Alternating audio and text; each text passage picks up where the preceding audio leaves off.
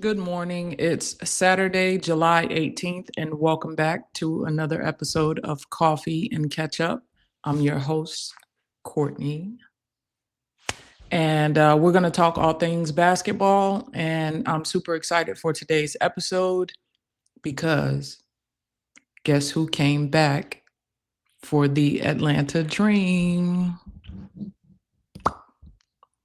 Bree Jones is back. Did you guys see the game last night? Oh my gosh. It was so refreshing, I'll say, to see Bree Jones back on the court. Congrats to her on her recovery, her rehab, her process, and welcome back. So Atlanta played Toronto last night, which each time they've played this season, it's been pretty competitive. We get a little highlight here and there, maybe some competitive clips. Last time it was Angel Reese and Isabella Harrison. You know, Marina is always fun to watch. So it was a great game. Atlanta did come out with a win, 111-92. However, it was a great game. The first person we need to talk about, well, we already spoke about Bree. She had a solid game. She didn't start, but she did finish the game, making both of the shots that she took, getting a couple of rebounds, and she contributed to the team. I think one of the great things about Bree Jones, it puts a big body back into the game, someone who's a natural center that can play off of Angel Reese. It can get some of the attention off of Angel Reese to allow her to, get easier baskets, to continue rebounding and doing everything that she's doing. That's already amazing for the game and for the sport. And Bree Jones is just a solid player day in and day out. But the person that we got to talk about first, Nas was perfect. If I had that J. Cole clip and Missy song, I would play that. Like, nobody's perfect. But yeah, Nas was perfect last night from the field. She was 4 for 4 from the 3-point line.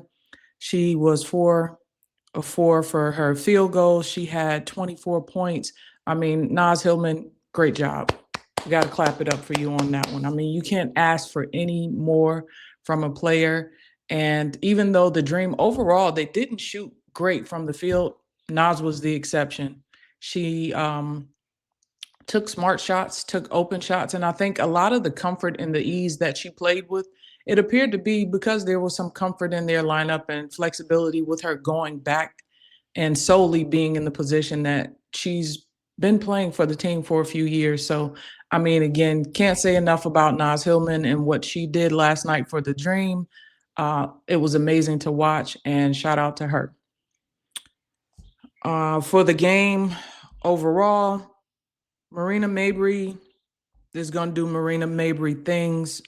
She had a good game. Of course, I know she wished that she could do more for the team, but it just seems like, I don't know, this might be one of those series where, I don't know, does maybe the Dream kind of has Toronto's number? Be interesting to see throughout the remainder of the season. So, and we also have kind of, I don't know if I would. It is because it's been a media thing.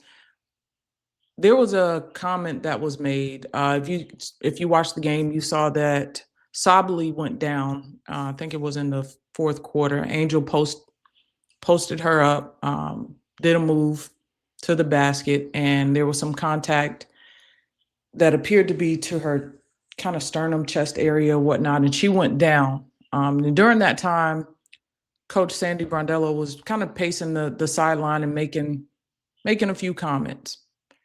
From the audio and what I heard, she made a comment like Angel Reese is a protected species.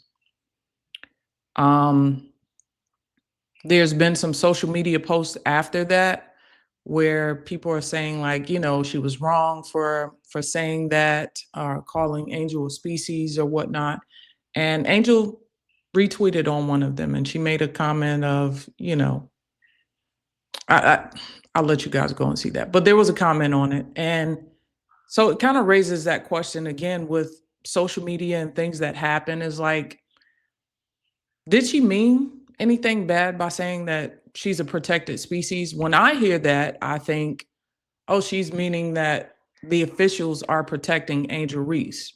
But that's just me. Other people can hear that and oh, that's disrespectful. She shouldn't have said that. That's out of line.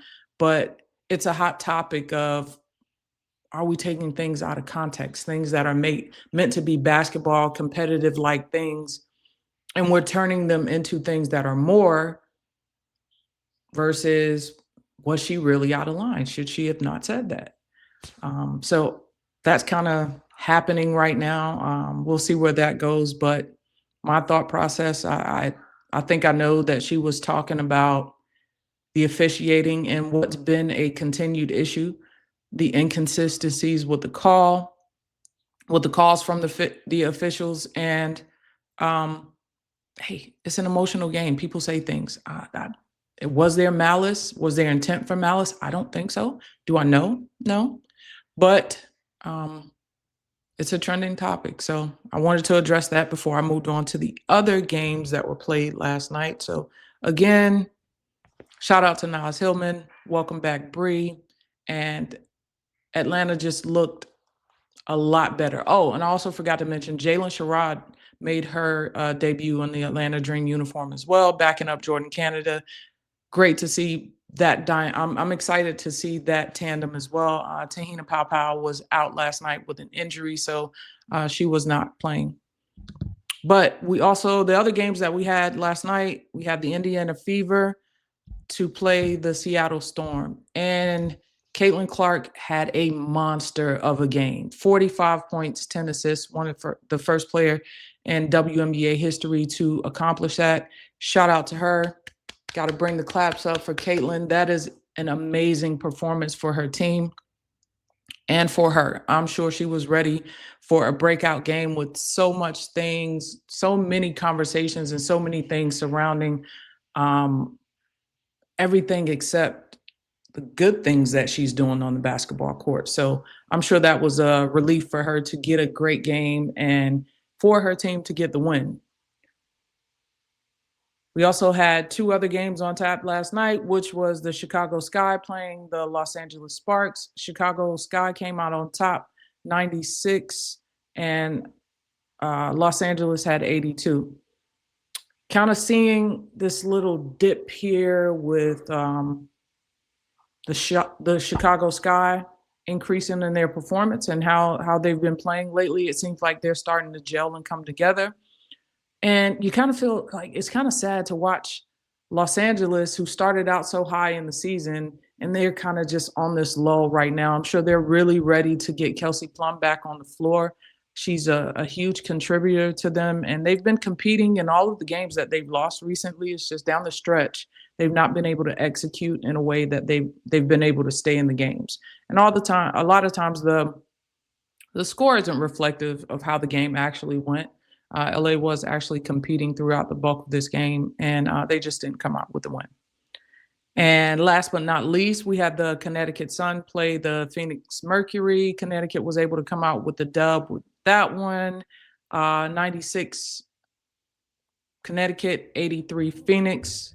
That was a good game as well. We did have a cinema night. I don't want to. LeCann had a great night. I think she had 26 points. And just really, really stood out for the Connecticut Sun. They're continuing to fight to try to make their season as successful as possible. We all know, and we've seen this before, we're coming up on the All-Star weekend, All-Star break. We've seen several shifts that have happened after the All-Star break. So you kind of wonder if Connecticut might be one of those teams that they're kind of struggling right now, trying to find their identity. And they get this break for All-Star weekend, and maybe after All-Star weekend, they string together some wins. We've seen that happen before.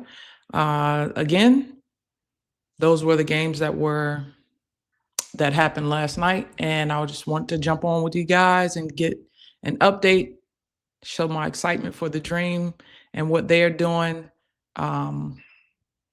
Everything that's going on in the league right now, I think, again, it's great. I'm loving it, loving watching it, and I'm loving grabbing this coffee with you guys and catching up with all the fun games and everything that's happened. So that's it for today. I'll catch you guys next time.